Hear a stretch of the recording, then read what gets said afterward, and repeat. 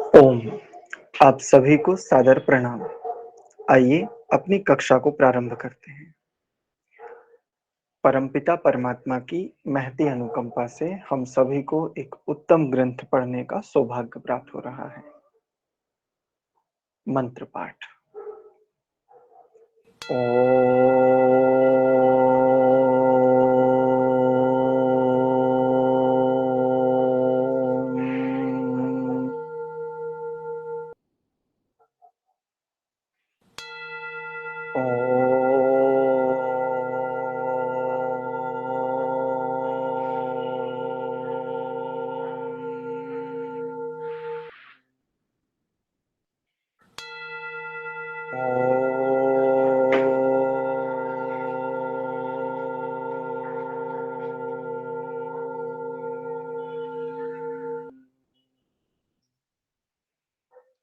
ॐ सहनाववतु सहनौ भुनक्तु सह वीर्यं करवावहै तेजस्विनावधीतमस्तु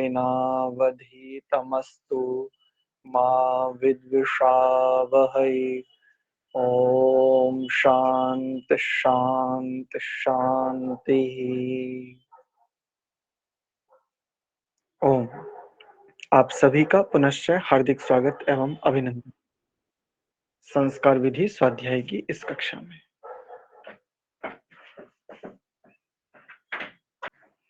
तो हमने कल की कक्षा में यज्ञ प्रकरण में जिनसे 8 आहुतियां दी जाती हैं, अष्ट आज्ञाहुति। अच्छा, कई लोग इन मंत्रों से सामग्री की भी आहुति दिलवाते हैं, किंतु मंत्र का उच्चारण हमने कल की कक्षा में देख लिया था, अर्थ आज देखेंगे। आगे बढ़े उससे पूर्व एक संकेत करते हुए चलता हूं। केवल जो लोग भी उपरोक्त 4 मंत्र अर्थात जिसे पवमान आहुति के नाम से कहते हैं, उनसे यदि सामग्री की आहुति दिलवाते हैं वो भी ठीक नहीं। दूसरा, यहां देखिए अष्ट आज्याहुति, और आज्याहुति किससे देनी चाहिए? क्यों जी? आज्य के मतलब तो घी से लिया जाता है। बिल्कुल। तो इन मंत्रों से भी आहुतियां मुख्य रूप से तो घी से ही आनी चाहिए। अष्ट आज्याहुति, ऐसा। तो प्रथम ही मंत्र है, इसका भाष्य देखते हैं। बहुत सुंदर बात है, बहुत बहुत ही बढ़िया। कम से कम हमें इतना तो एक, जैसे कहते ना, महक तो आ ही जाएगी कम से कम। भले ही भोजन बनाना ना आवे, किंतु अगर हमने जान लिया तो पता चल जाएगा कि हाँ, आज पाकशाला में अमुक पदार्थ बन रहा होगा। सुगंध से कुछ तो पता चलेगा, इतना तो पता चल ही जाएगा। और इतना तो आत्मा के पास है, प्रत्येक जीव के पास इतना तो है, कम से कम उसे गंध तो, क्योंकि ये उसकी, ऐसे कहीं कि जैसे नित्य वस्तु है तो नित्य वस्तुओं के गुण धर्म आदि भी नित्य ही है। तो ये उसका नित्य का है, जो ज्ञान है, जो सुगंध है ना इस वेद मंत्र में, या जो भी वेद की ऋचाएं हैं, ये नित्य हैं इस दृष्टि से। चलिए, तो इसके अर्थ को देखते हैं। तो आज हम इस मंत्र के भाष्य के रूप में, यानी इस मंत्र का जो भाष्य हम देखेंगे वो महर्षि दयानंद कृत देखेंगे। ये मंत्र इस दृष्टि से देखें तो 4-1-4 ऋग्वेद के, ये 4-1-4 ऐसे चौथे मंडल के प्रथम सूक्त का चौथा मंत्र है। तो कई सारे विद्वानों के भाष्य उपलब्ध हैं, किंतु हम इस मंत्र का जो भाष्य देखेंगे वो महर्षि दयानंद कृत देखेंगे, और जिसका संपादन स्वामी ब्रह्म मुनि जी ने भी किया है। उस आधार पर इस मंत्र का हम भाष्य देखने का प्रयत्न करते हैं, समझने का यत्न करते हैं। हे अग्नि, अग्नि के सदृश विद्वान पुरुष। परमात्मा का तो ग्रहण है ही, अपितु अग्नि शब्द से किसका ग्रहण किया जा रहा है? अग्नि के सदृश विद्वान पुरुष। जो भी अग्रणी है, नेतृत्व करता है, जो अनुभव वेत्ता है। भाई ब्रह्म के विषय में ठीक ठीक कौन कह सकता है? जो ब्रह्म वेत्ता है, जो ब्रह्मानुभवी है। ब्रह्म के अनुभव से रहित ब्रह्म वेत्ताओं के अनुभवों का कथन कर सकता है। जैसे कि हम वर्तमान में जितने लोग भी ब्रह्मानुभूति से अभी पृथक है, जितने अंशों में भी, तो हम क्या कह रहे हैं? हम ब्रह्म के विषय में नहीं, ब्रह्म के जानने वालों के अनुभव का आलंबन बना करके उनका अनुगमन कर रहे हैं, उनके वाक्यों का वाचन कर रहे हैं। पथ वही पकड़ा हुआ है। तो अग्नि के सदृश जो ऐसा है नेतृत्व करने वाला विद्वान पुरुष। विद्वान शब्द को खोला तो इन्होंने कहा विद्या युक्त। विद्वान शब्द का अर्थ कर रहे हैं विद्या युक्त। त्वम आप, वरुणस्य श्रेष्ठस्य, श्रेष्ठ का, देवस्य विद्या के प्रकाश करने वाले के। देवस्य शब्द का अर्थ देखें तो क्या होना चाहिए? सीधे सीधे अगर शब्द का शब्द से अर्थ करें तो देव का या देव के, ऐसा। किंतु किंतु शब्द का शब्दशः अर्थ करने पर क्या सारी बातें स्पष्ट हो जाती हैं? नहीं हो पाती। जो विद्वान, गंभीर विद्वान, जो वेद मंत्रों के भाष्यों की बातें भी करते हैं, यदि देखें तो जैसा कि एक ये आक्षेप आता है कि स्वामी दयानंद जी का जो भाष्य है वो स्वमंतव्य युक्त भाष्य है। तो फिर आपको क्या चाहिए? बोले जी हमें चाहिए कि जैसा शब्द है और शब्द का शब्दशः अर्थ चाहिए, बस इतना। किंतु ऐसी मांग करने वाले भी जब स्वयं भाष्य प्रस्तुत करते हैं, अपनी इस प्रतिज्ञा का पालन नहीं कर पाते। संगति तो लगानी ही होगी, शब्द का बस उतना ही ज्यों का त्यों एक ही अर्थ करने पर संगति ठीक प्रकार से नहीं हो पाई। अस्तु, देवस्य विद्या के प्रकाश करने वाले के। विद्या का प्रकाश अर्थात विद्या को बढ़ाने वाले, विद्या को आचरण से प्रस्तुत करने वाले, जीने वाले। दो तरह से सिखाते हैं विद्याओं को, वाणी के माध्यम से और पाणी के माध्यम से। पाणी अर्थात व्यवहार, वाणी और पाणी दो प्रकार से विद्या को प्रकाशित करते हैं। कौन लोग? अग्नि के सदृश जो है विद्वान, ऐसे जो विद्या युक्त है। देखो, विद्या युक्त ही विद्या का प्रकाश कर सकता है। विद्या से युक्त नहीं है जो, वो विद्या का क्या प्रकाश करेगा? वो उसी का प्रकाश करेगा जिससे वो युक्त है। एक शब्द इसमें आया हेड़ह। हेड़ा है पद का अर्थ करते हुए महर्षि जी कर रहे हैं आदर रहित होते हैं जिसमें उसके, आदर रहित होते हैं जिसमें। एक शब्द सुना होगा आपने, अवहेलना। अच्छा, अवहेलना शब्द का अर्थ क्या होता है? कोई बताएं। नकारना करीब। नकारना, उपेक्षित करना, हटाना, छोड़ देना, ऐसा। तो कौन आदर रहित होते हैं जिसमें? प्रश्न ये उठता है। हेड़ा पद का अर्थ महर्षि जी करते हैं आदर रहित होते हैं जिसमें। कौन होते हैं और किस में होते हैं? ये दो प्रश्न। इन प्रश्नों का समाधान बिल्कुल आगे चलते ही देखिए कैसे होता है। हेड़ा पद का अर्थ किया महर्षि जी ने, आदर रहित होते हैं जिसमें उसके अव निवारण में। रक्षण अर्थ से देखें तो निवारणार्थ ऐसा कर दिया। उसके अव अर्थात निवारण में यासी शिष्ठा प्रेरणा करो। अर्थात जो आदर रहित होते हैं उसके निवारण में प्रेरणा करो, अर्थात हम अनादर के भागी ना बने, हम अनादर से बच जावें। हमारे चेष्टाएं, हमारे व्यवहार कैसे हो? हम अनादर के भुक्त भोगी ना हो जावें, अनादर का स्वाद चखने से बच जावें। क्या करें? तो आगे देखो, इसी मंत्र में आगे बड़ी सुंदर बात है। कब हो पाएंगे ऐसे? तो कहा यासी शिष्ठा प्रेरणा करो। और अब किसकी प्रेरणा करो? तो देखो कितने सारे विशेषण एक साथ दिए।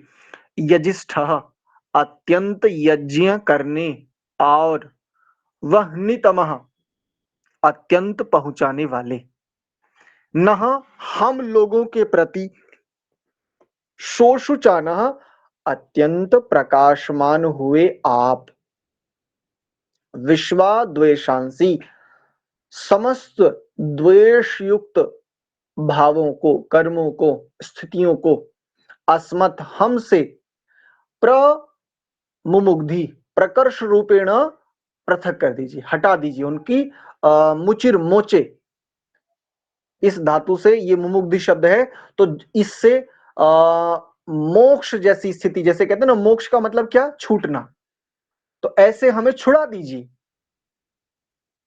ऐसा अत्यंत यज्ञ करने, यजिष्ठः पद का अर्थ महर्षि जी करते हैं अत्यंत उत्तम, जो यज्ञ आदि करने वाले हैं, और वह्नितमा अत्यंत पहुंचाने वाले, अर्थात पहुंचाने वालों की दृष्टि से देखें तो क्या, जो अग्निहोत्र आदि अर्थात श्रेष्ठ कर्म करने वालों में भी जो सर्वोत्तम है, यज्ञ एक श्रेष्ठतम कर्म है, और इन कर्मों में भी जो अत्यंत निपुण है, अत्यंत दक्ष है, जिसका स्वभाव ही है श्रेष्ठता। अपने शब्दों में कहें तो सामान्य रूप से हम क्या कह देते हैं, आर्य, श्रेष्ठ, सुसंस्कृत, ऐसा ही। तो यजिष्ठः वह्नितमः, ऐसा नह हम लोगों के प्रति, जो अत्यंत यज्ञ करने वाले हैं और यज्ञ करने वालों में भी जो अत्यंत श्रेष्ठ लोग हैं, ऐसे हम लोगों के प्रति शोषुचाना अत्यंत प्रकाशमान हुए आप, अर्थात मैं भी कैसे हो जाऊं, दीप्तिमान हो जाऊं, ऐसा शोषुचाना कीर्तिमान हो जाऊं, मैं भी ऐसे ही प्रकाशित हो जाऊं जैसे वो प्रकाशित है। किस कारण से, यजिष्ठा के कारण से, वह्नितमः के कारण से। और फिर ऐसा होने के लिए मुझे क्या करना होगा, तो बस मुझे कहा एक छोटी सी बात मुझे करने की आवश्यकता है, मेरे लिए क्या आदेश है, तो कहा अस्मत् हमसे। मैं कब हो पाऊंगा, तो देखो बोध के बाद प्रार्थना हो सकती है, बोध रहित प्रार्थना का कोई महत्व ही नहीं है। मुझे पता तो होना चाहिए ना कि विश्वाद्वेषांसी मेरे सब कौन से द्वेष हैं, मेरे लिए क्या त्याज्य है, त्याज्य का बोध तो होना चाहिए ना, हमारे साथ क्या है, मेरे लिए ग्राह्य क्या है, मेरे लिए त्याज्य क्या है, ये मैं निर्णय ही नहीं कर पाता हूं। इसी दृष्टि से तो जब गीता भगवत गीता का स्वाध्याय किया जाता है तब यही कहा जाता है हम प्रत्येक आत्मा अर्जुन ही है, वही महाभारत काल का वही अर्जुन है, हम प्रत्येक आत्मा, क्योंकि निर्णय नहीं कर पाते हैं क्या ग्राह्य और क्या त्याज्य है। यही तो वो अर्जुन के साथ भी कहता जानता हूं लेकिन निर्णय नहीं कर पा रहा हूं, समझ ही नहीं आ रहा। तो कौन से, तो एक शर्त है केवल, मुझे प्रार्थना करने का अधिकार तब है जब मैं कब प्रार्थना करनी है, कितनी प्रार्थना करनी है और किससे प्रार्थना करनी है, इसको ठीक ठीक जानता हूं, तब ऋषि की परिभाषा ठीक समझ में आएगी। अपना पूर्ण पुरुषार्थ करने के उपरांत अपने से अधिक सहाय वाले से सहयोग आदि की आकांक्षा करना, उसके समक्ष अपने भाव प्रकट करना, और परम सहायकारी परमात्मा। तो अपना परिश्रम, पूर्ण परिश्रम अपनी ओर से जितना मैं कर सकता हूं, तो मैं कब कह सकता हूं कि विश्वाद्वेषांसी परममुग्धि, आप इन समस्त में सभी द्वेषों को, सभी दुर्भावनाओं को, समस्त अपवित्रताओं को हटा दो, कब कह सकता हूं। अब ऐसे तो रोज कहता रहूं, कितनी हटी है, प्रश्न ये है, मंत्र तो मैं रोज बोल रहा हूं ना, या प्रत्येक यज्ञ में तो बोल ही रहा हूं, हटी कितनी है, इसका अर्थ मंत्र गलत है या तो मैं गलत हूं। अच्छा एक और स्थिति आती है, बोले नहीं नहीं मंत्र तो गलत हो ही नहीं सकता, बोले तो फिर तुम गलत हो, बोले मैं कैसे गलत हो सकता हूं, मैं तो मंत्र का ही तो अनुष्ठान कर रहा हूं भैया, मुझे आप गलत कहोगे कैसे।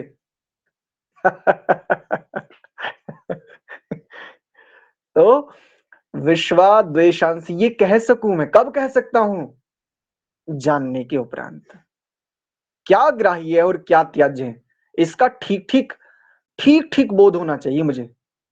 तब मैं कह सकता हूँ, तब मैं प्रार्थना कर सकता हूँ, प्रमुमुग्धि, प्रकर्ष रूप से आप इनको हटा दीजिए।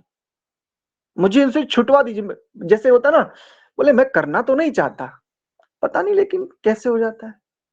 बोले मन में मैं सोचता तो यूँ कि 1 घंटा ध्यान करने बैठूँगा, लेकिन पता नहीं क्यों मन इधर-उधर भागता है। मैं तो खूब सोचता हूँ कि मैं ध्यान में ही रहूँ। जिस निमित्त से मैं बैठा हूँ, मैं उसी में रहना चाहता हूँ, लेकिन पता नहीं क्यों इधर-उधर जा रहा है। समझ ही नहीं आता मुझे। आज मैं ये सोच के बैठा था, ये विचार करके बैठा था कि समाधि नहीं तो कम से कम प्रत्याहार की स्थिति को तो बढ़िया से, बहुत बढ़िया तरीके से और पूरी तैयारी की थी। लेकिन समझ ही नहीं आ रहा ये हो क्या रहा है। मैं नहीं चाहता ऐसा, ये अपने आप हो रहा है। सच्ची बात क्या है, अभी तू समझ ही नहीं पा रहा है। ध्यान मांग है, मांग। और मांग के लिए प्रयत्न केवल इतना ही है, जैसे भोजन उपस्थित होने पर जितना प्रयत्न करना पड़ता है उसको हाथ और मुख आदि के माध्यम से उधर तक पहुंचाने के लिए। तो जिस दिन ध्यान ऐसी मांग हो जाएगी ना, तब तो ये नहीं कहेगा मैं जाता तो हूं ध्यान करने, लेकिन होता कुछ हो रही है ध्यान में। ध्यान काल में जिस दिन मेरी ये मांग हो जाती है ना, ध्यान मांग है, भूख है, भूख, तब मैं कह सकता हूं। जब मेरी भूख ही हो गई, अब चल ही नहीं रहा, एक कदम भी अब आगे तब बढ़ पाऊंगा जब कुछ अन्न के कण चाहिए, क्योंकि उधर की ये कैसी, ये डिजायर, उसकी मतलब डिजायर है, उसकी मांग है। और कैसी मांग है, उसने सारी इंद्रियों को सबको शिथिल कर दिया, बुद्धि तक को शिथिल कर दिया, यहां तक कि पूरा तंत्रिका तंत्र तक ध्वस्त कर देता है। बोले पहले भोजन चाहिए। ध्यान भी ऐसी ही भूख का नाम है, ऐसी ही मांग का नाम है ध्यान।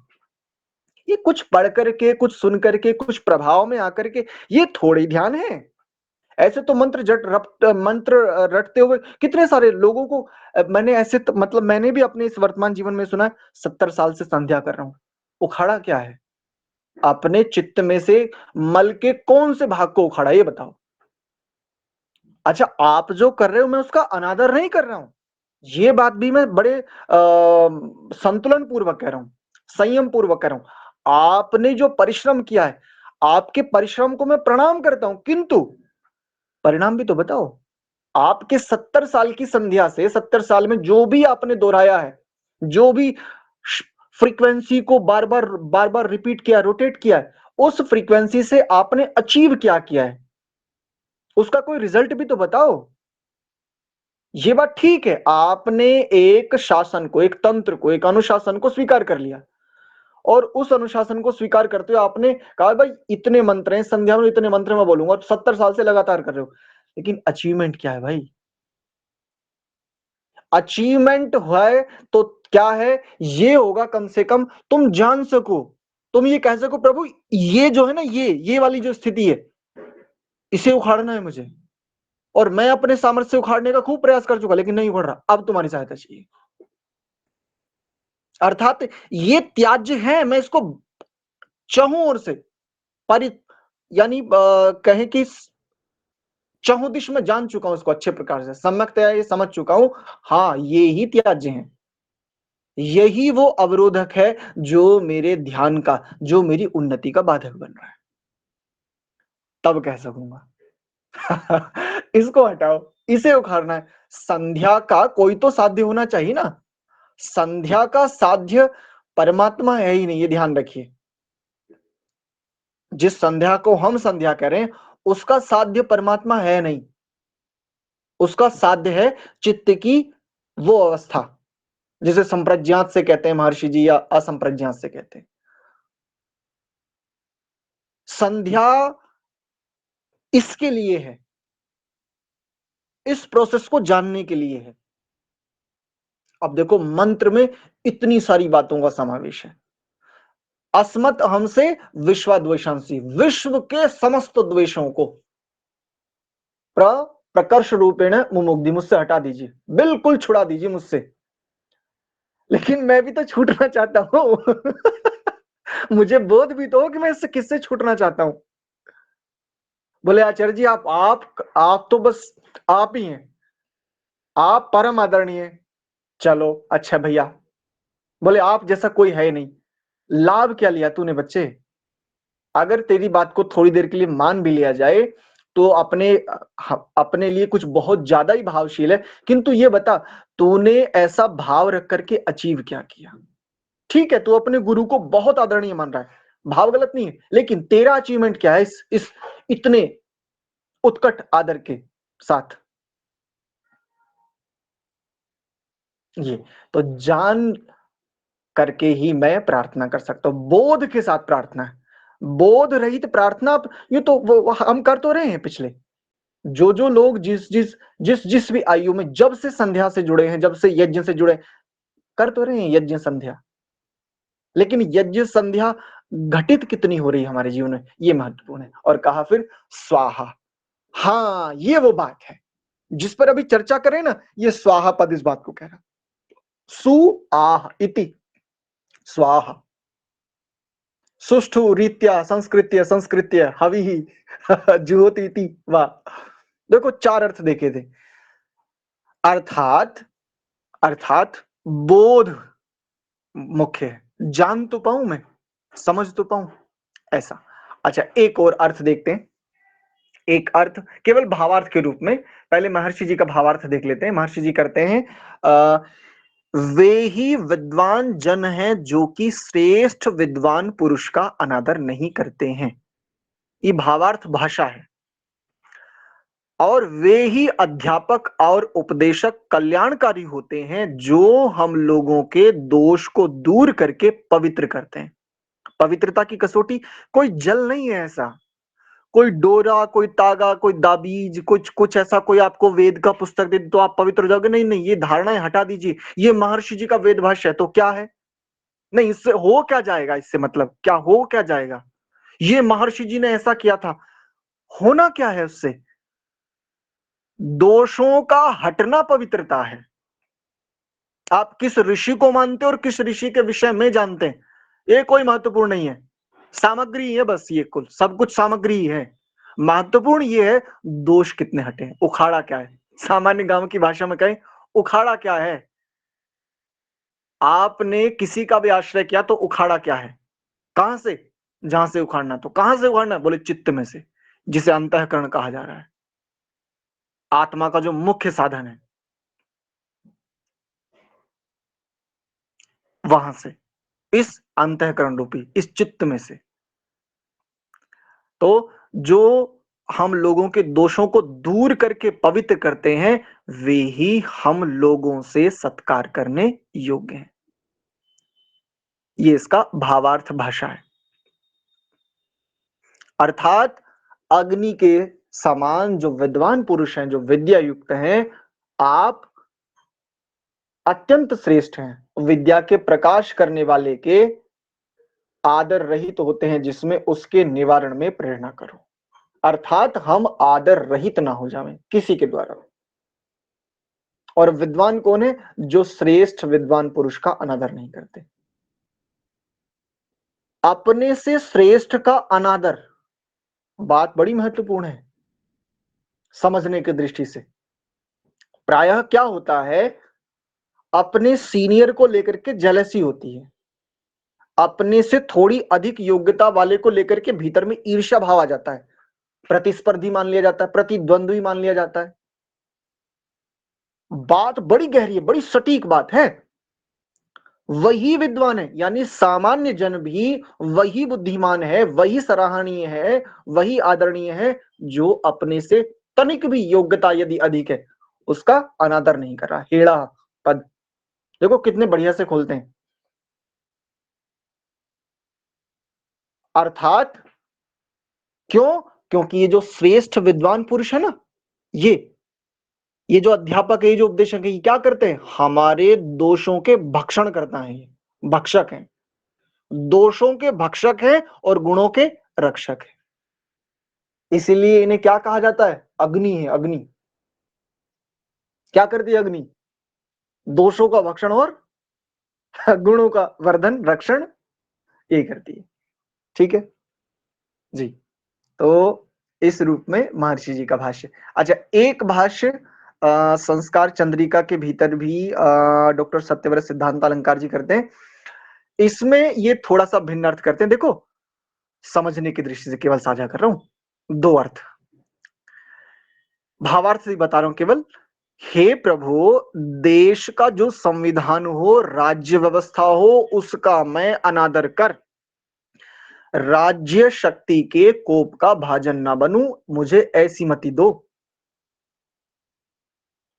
जिससे मैं संविधान का आदर करूं, यज्ञ करने वालों में श्रेष्ठतम हूं, कीर्तिमान हूं, मेरे हृदय में किसी के प्रति द्वेष भावना न हो, इसी नम्र प्रार्थना को लेकर ये उद्गार प्रकट कर रहा हूं।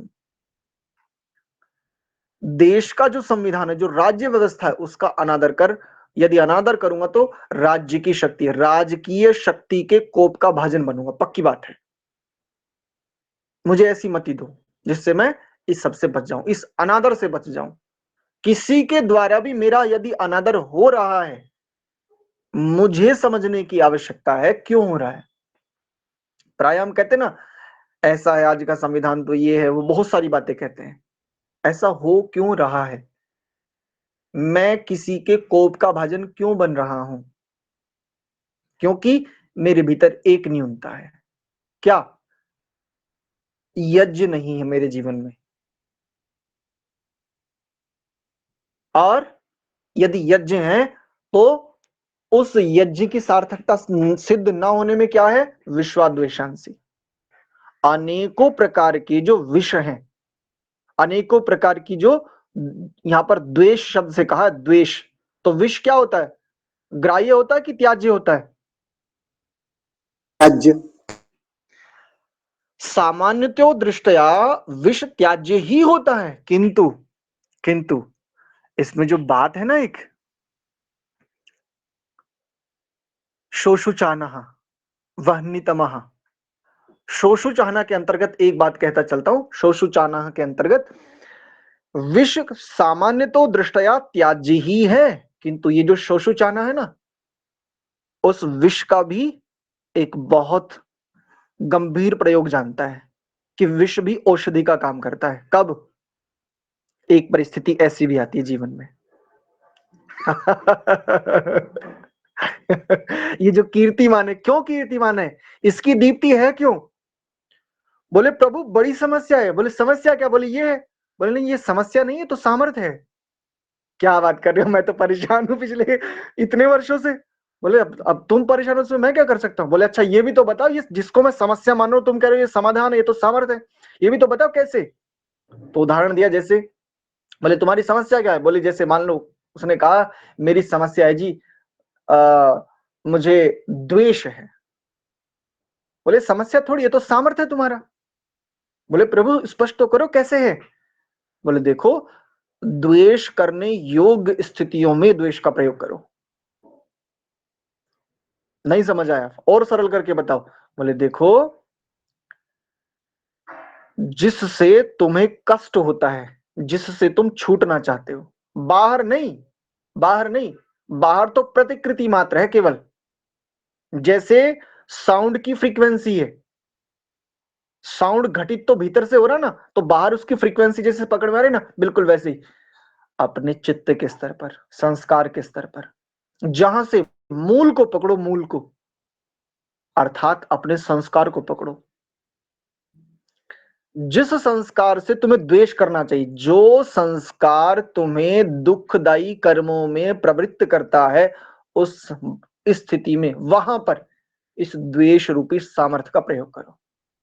जो भी अशुभ कर्म है, जो भी अशुभ वासनाएं हैं, भावनाएं हैं, प्रेरणाएं हैं, उन सब में इस द्वेष शक्ति का प्रयोग करो। अब बताओ द्वेष सामर्थ्य है कि नहीं? बोले प्रभु ऐसे तो फिर सब कुछ सामर्थ्य। बोले तो फिर ये तो सच्ची बात है, सब कुछ सामर्थ्य ही है, काम भी सामर्थ्य है, क्रोध भी सामर्थ्य है, लेकिन प्रयोग कहां करना है?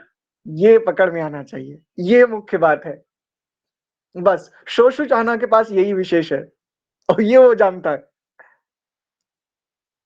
ये वो जानता है। और प्रारंभिक स्थिति वाला क्या है? मैं काम से तप्त हूं, मैं क्रोध से तप्त हूं, मैं द्वेष से तप्त हूं, मैं राग से, मोह से, इत्यादि इत्यादि। वो कहता लोभ मेरे जीवन में है।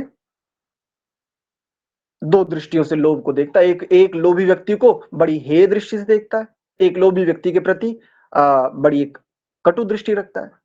एक दूसरा है, तीसरा भी एक, ना वो हेय है ना कटु है, वो बस ठीक है, उसको देख करके मंद मंद मुस्कुराता हो रहा है। और कभी सौभाग्य से यदि किसी ने जिज्ञासा रखी कि भाई आप मुस्कुरा क्यों रहे हो, ये तो लोभी है। बोले लोभी है, लेकिन इसे ये नहीं पता कि सामर्थ्य का कितना बढ़िया प्रयोग किया जा सकता है। बोले कैसे? बोले प्रभु दर्शन के लिए करे, भजन के लिए करे, प्रत्यक्ष के लिए करे, दृष्टि को बढ़ाने के लिए करे। जैसी जैसी दृष्टि बढ़ती जाएगी वैसा वैसा दर्शन, वैसा वैसा व्यू भी क्लियर होता जाएगा। व्यू में जो भी डिस्टर्बेंस है वो सब क्लियर होते चले जाएंगे। बोले अच्छा ये लोभ भी? हाँ भाई लोभ होगा ना। मान लीजिए किसी ने कहा कि भाई नियम है कि आपको अपनी दृष्टि को बढ़ाने के लिए इतने इतने समय तक ये करना पड़ेगा, 15 मिनट का यानी समय दिया, और ये कम से कम है, इतने में करोगे तो अवश्य लाभ होगा, लेकिन यदि इससे अधिक करोगे तो और अधिक लाभ होगा। अब बताओ वो समय बढ़ाएगा कि नहीं बढ़ाएगा? परामर्शदाता ने उसे केवल इतना कहा कि 15 मिनट करना है, 15 मिनट से अधिक भी करोगे तो लाभ अधिक ही होगा। पक्की बात है, ये अधिक करेगा, बिल्कुल वैसे ही। ठीक है जी, मेरी ओर से ये इस विषय को इतना ही रखते हैं। किन्हीं का कोई प्रश्न है तो वो प्रश्न आदि कर सकते हैं।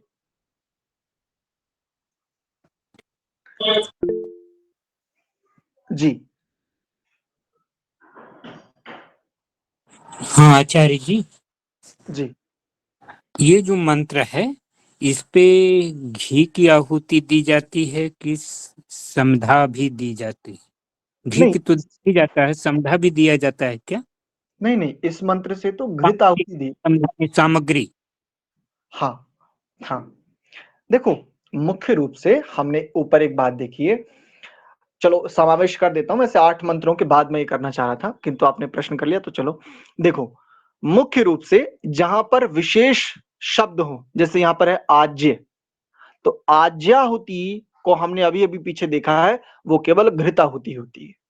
जी किंतु एक और विचारणीय बात है, जो विद्वान यहां पर घृत के साथ सामग्री का भी प्रयोग करवाते हैं, तो आज्य नाम केवल घृत का नहीं है, ध्यान रखिए।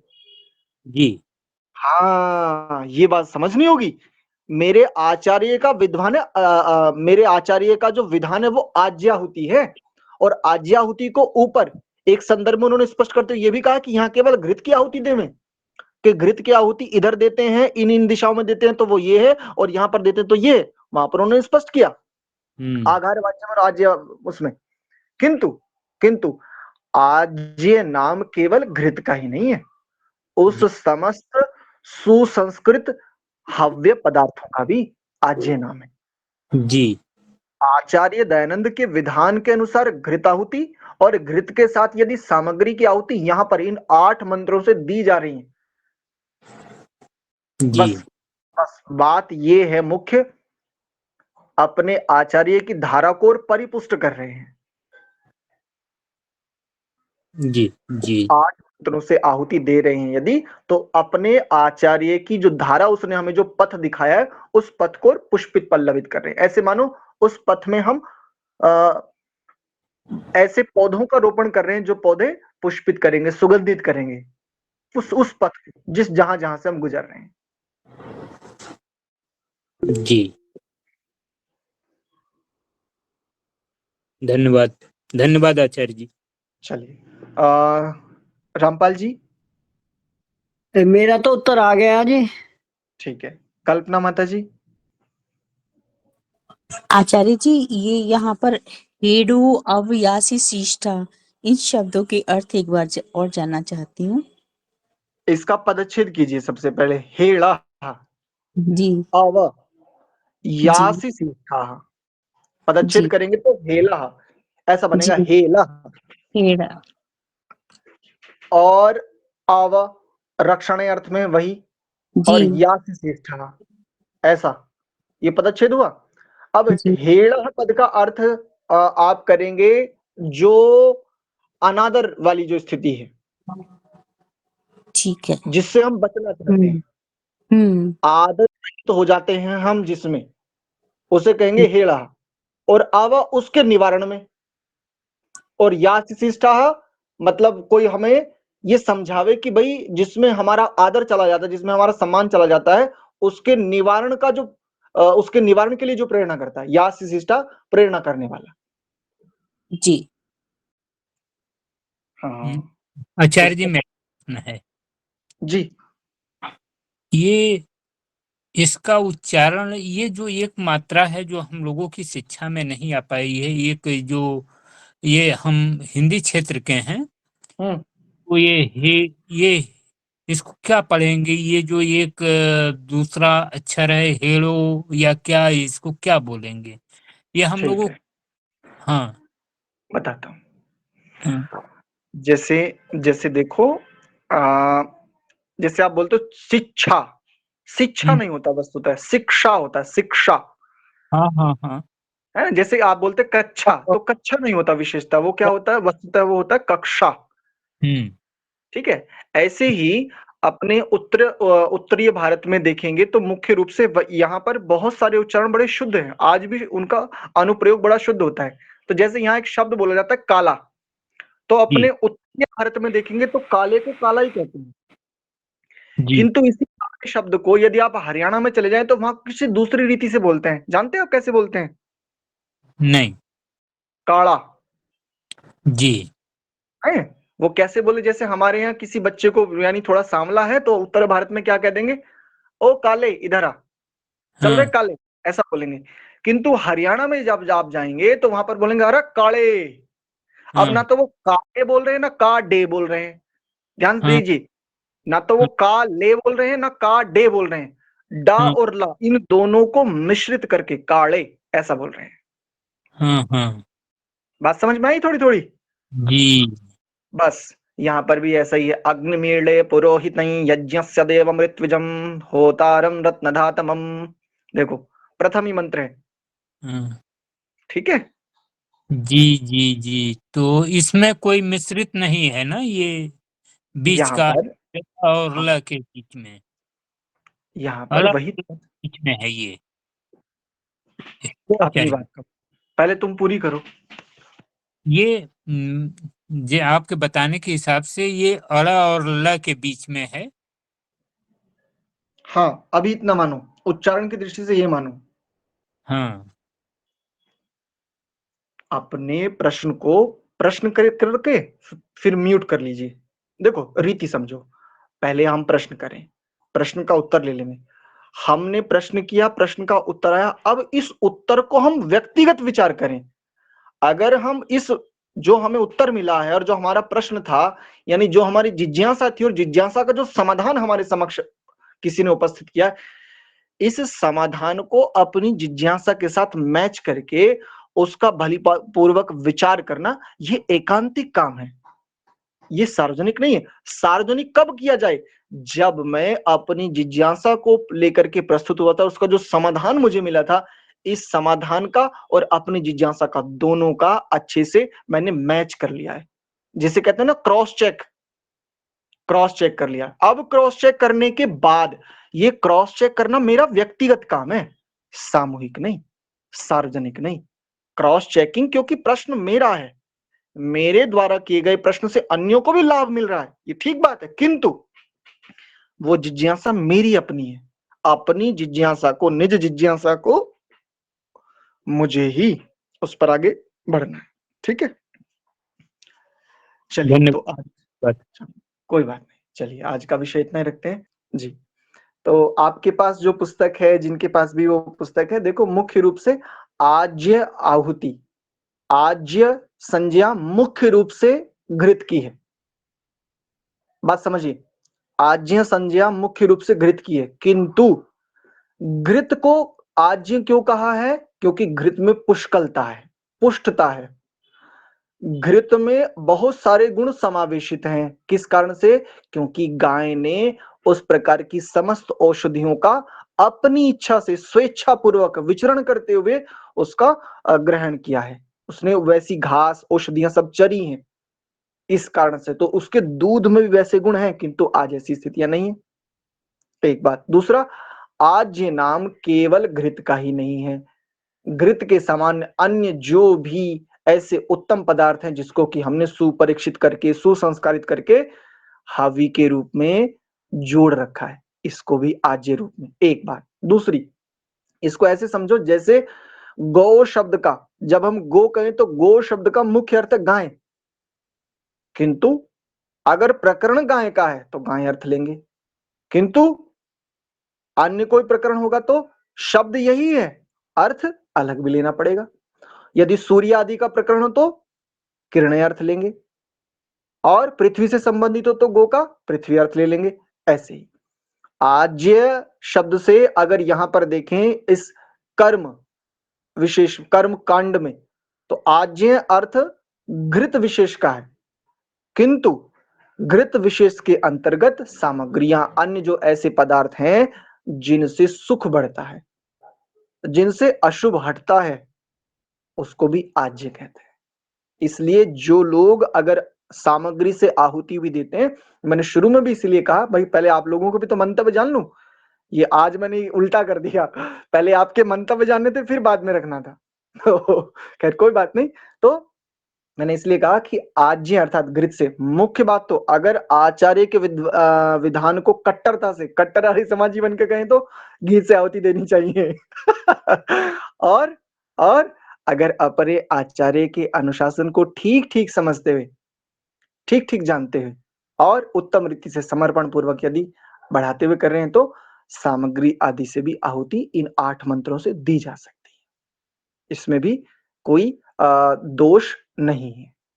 इसलिए आज्य शब्द का अर्थ घृत होते हुए भी सामग्री से भी देना, इसमें कोई विरोध आदि नहीं है। ठीक है, चलिए।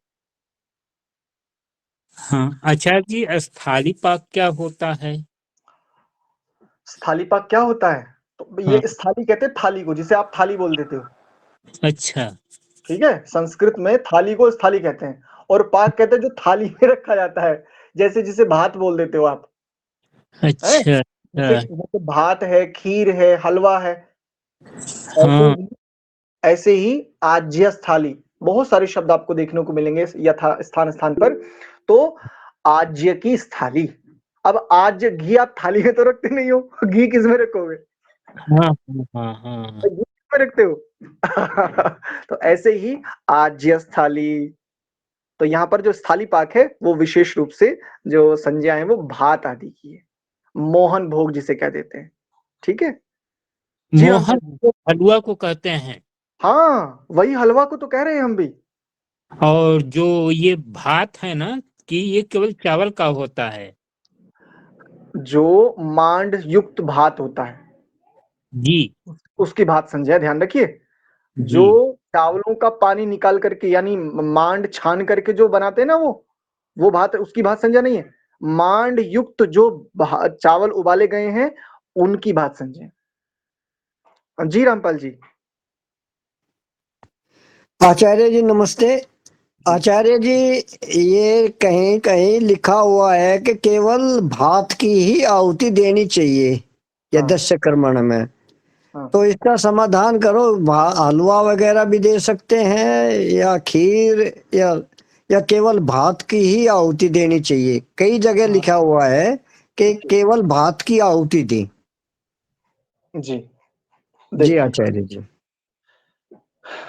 यहाँ पर देखिए, व्याहृति के उपरांत ये 4 घी की आहुति देकर सुष्टकृत होमाहुति एक ही है, यह घृत की अथवा भात की देनी चाहिए। इसमें ही शब्द नहीं है। पहले तो एक बात, भात की ही अथवा घृत की ही देनी चाहिए, ही नहीं है, एक बात। किंतु विधान है। विधान क्या है? या तो घृत की होनी चाहिए अथवा भात की होनी चाहिए। यदि मोहन भोग आदि की हलवा की होती तो भात आदि देते। महर्षि जी की शैली को पहचानिए। यदि कुछ और भी होता तो आदि शब्द का प्रयोग महर्षि जी स्थान स्थान पर करते हैं। ऐश्वर्य आदि, गौ आदि, मनुष्य आदि प्राणी आदि शब्द का बहुतायत में प्रयोग करते हैं महर्षि जी उनकी शैली के आधार पर। यदि हलवा या अन्य पदार्थों से यह स्विष्टकृत आहुति देनी होती तो यहां पर आदि शब्द देना चाहिए था हमारे आचार्य को। अपने आचार्य का अचला नहीं छोड़ना, ध्यान रखना। कौन क्या कहता है, सभाएं क्या कहती है, मैं भी गलत कह सकता हूं, ध्यान रखिए, सर्वज्ञ नहीं हूं, मेरे से भी चूक हो सकती है, होती है, किंतु मुख्य बात क्या है, अपने आचार्य का अचला पकड़े रखो। अगर आचार्य से कोई दोष हुआ होगा ना, तो पहले दोषी आचार्य है, मैं नहीं हूं। क्यों भैया, मैं आपके शरणागत हूं। शरणागत की रक्षा करना आपका काम है, मेरा नहीं। आप कहोगे दिन को रात, तो मैं रात कह दूंगा, मुझे दिक्कत नहीं है, क्योंकि मैं आपके शरणागत हूं। तो जो आचार्य को प्राणपन से स्वीकार कर लेता ना, वो उसका शरणागत हो जाता है। तो मेरे आचार्य ने मुझे विधान दिया, यह आहुति घृत की अथवा भात की देनी चाहिए। यदि आदि शब्द लगाते तो हम अन्न से आहुति दे सकते थे। अब एक बात ये रहेगी, तो आचार्य जी हमने तो भात नहीं बनाया, हमने तो हलवा बनाया, तो क्या करें? तो हलवे से दे दो, हलवे से दे सकते हो। हलवा भी ना बनाया तो क्या करें? घी से दे दो। नहीं जना साहब, यहाँ तो केवल जो यह भाषा बोल रही है तो घृत की अथवा भात की, हाँ, हलवा नहीं जी इसमें। फिर मैं वही कह रहा हूं। कुछ आचार्य तो बिल्कुल लाइन खींच देते हैं, तो घी की दो या भात की दो, नहीं तो फिर वो उसमें बलिवेश यज्ञ में दिलवा देते हैं। हाँ, वो बात देखो, विधान विधान जो है ना, वो बड़ा विशेष है। एक छोटी सी बात संकेत करते हुए विराम देते हैं। चावल जो है ना, चावल जिसे तंडुल कहते हैं, कच्चे चावल की संज्ञा है तंडुल। औदन संज्ञा है पके हुए चावलों की, औदन। तो ये जो चावल हैं, जब चावल घृत के साथ अग्नि के संपर्क में जाता है और उसके बाद जो एक रसायन तैयार होता है, वो यूं समझिए बहुत दिव्य औषधि है। वो सर्वत्र वायुमंडल में जहां जहां फैलेगा, समस्त प्रकार की औषधियों को पुष्टता देने वाला है।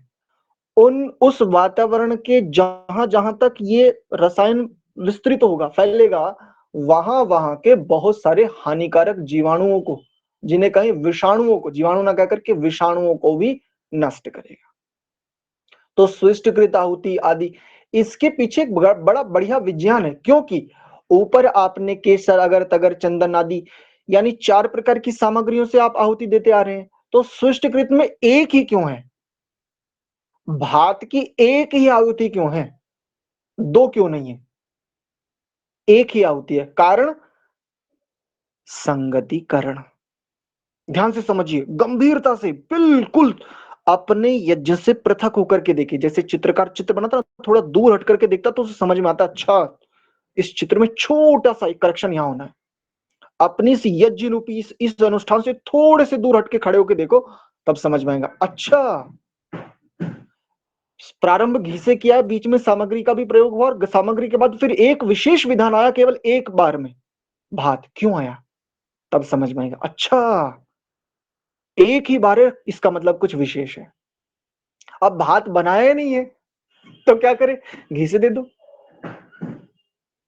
अच्छा, कोई कहता जी हमने तो हलवा बनाया है, ठीक है, ठीक है।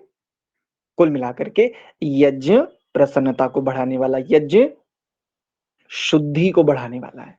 यज्ञ प्रभु की उपासना का एक माध्यम है, सर्वोत्तम माध्यम है। इसलिए सर्वश्रेष्ठतमम ऐसा कहा। कैसा कर्म है? सर्वश्रेष्ठतमम। प्रभु की उपासना का इससे उत्तम रीति, इससे उत्तम रीति अन्यत्र नहीं है। अब प्रभु की प्रसन्नता के लिए करूं, प्रभु की आज्ञा मान करके, तो मैं तो सेवक रहा ना। सेवक का काम है सेवा। सेवा में अगर कोई त्रुटि होगी तो जो सेवा लेने वाला वो बताएगा, भैया देखो सेवक भैया ऐसा है, ये ठीक कर लेना, वो बता देगा। 10-12 हलवे से दो, एक दिन आपको समझ में आएगा, जरूर आ जाएगा। अब वो एक दिन एक जीवन भी हो सकता है। अच्छा, 10 दिन में समझ में आए तो 10 दिन भी हो सकते हैं, और 10 दिन 10 जीवन भी हो सकते हैं। बोध की बात है, ठहरने की बात है। जहां ठहरा वहां बोध आएगा ही आएगा। एकाग्रता, ठहरना मतलब एकाग्रता, अवस्थिति। जहां एकाग्रता की अवस्थिति है वहां बोध मिलेगा, मिलेगा, पक्की बात है। तो अब 1 साल में आ जाए या 1 दिन में आ जाए, एक दिन आपको जरूर समझ में आ जाएगा, अच्छा अलग अलग विधान के होते, एक एक केवल एक स्थान पर यह बात है, क्यों है? तो फिर आप कहोगे नहीं नहीं, उन आचार्यों का, उन विद्वानों का, उन सबका बड़ा धन्यवाद।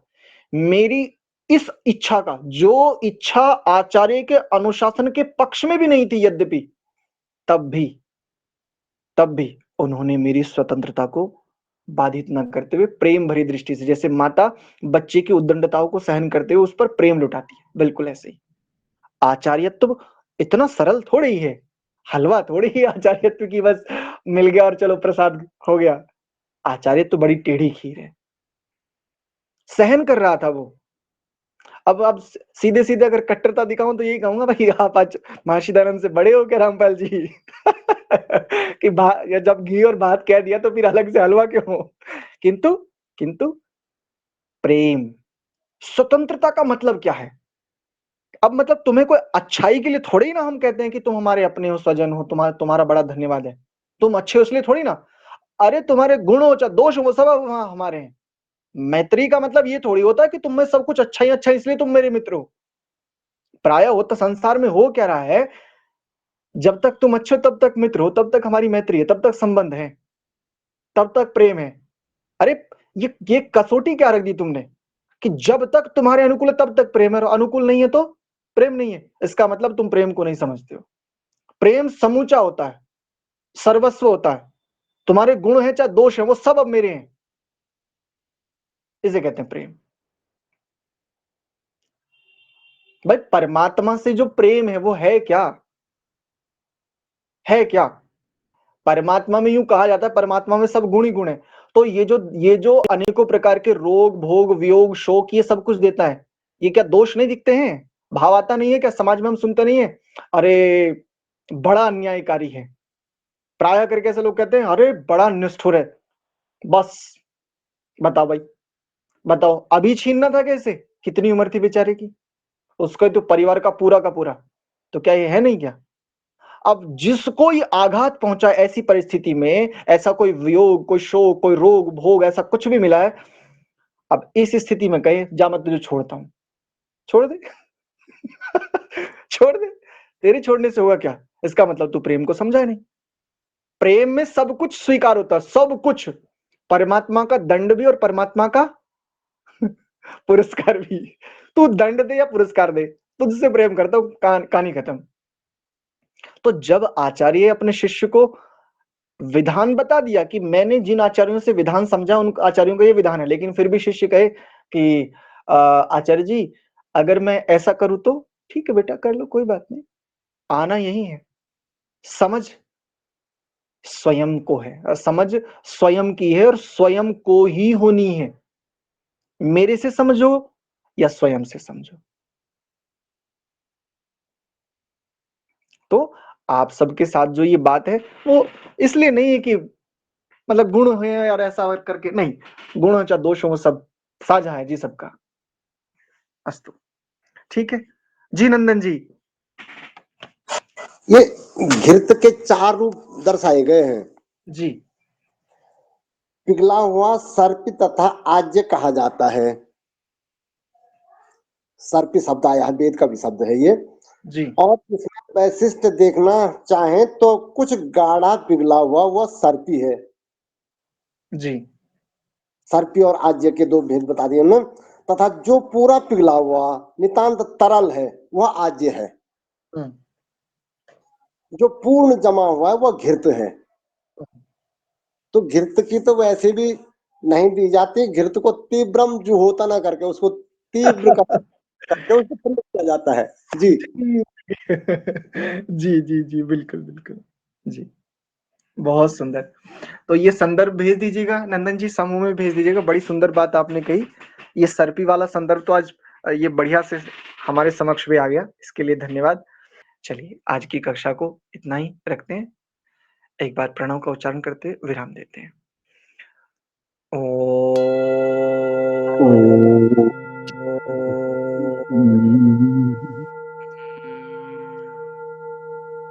शांति शांति शांति। सर्वेभ्यो नमः। सबको बहुत सादर नमस्ते जी।